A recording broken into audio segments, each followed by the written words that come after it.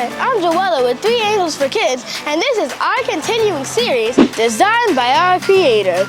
Today, we're heading to the warm and gentle waters of Florida to meet one of God's most peaceful and fascinating creatures, the manatee.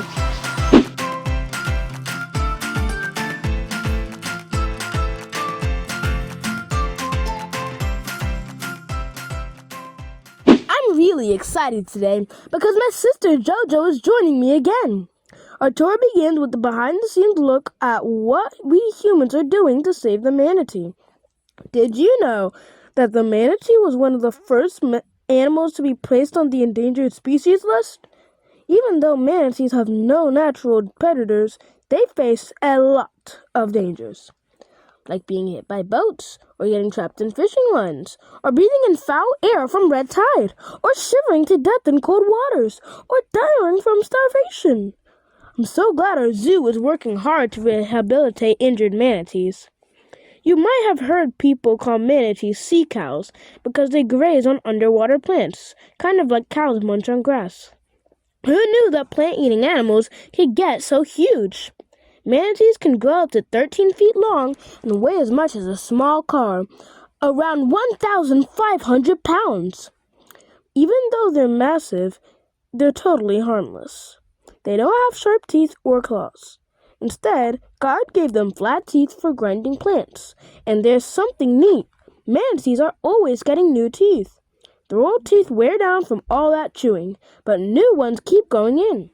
Isn't that smart? God thought of everything. Manatees love warm water, which is why they spend their winters in our Florida springs, where the water stays about 72 degrees year-round. Even when the ocean gets chilly, these springs give them a cozy, warm place to rest. It's like a heated pool designed just for them. Now, let's take a look at their bodies. God gave them thick, wrinkly skin to protect them, almost like an elephant skin.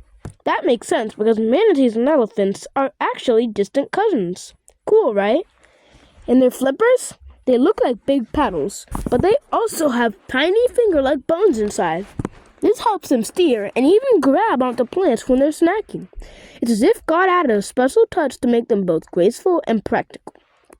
But one of my favorite things about manatees is how gentle they are. They're so peaceful that algae often grows on their backs.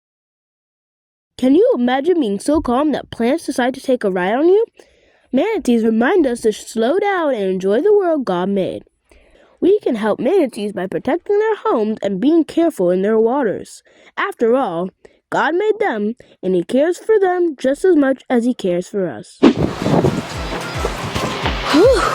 Next time you see a manatee, whether in real life or in a picture, remember that they're not just sea cows.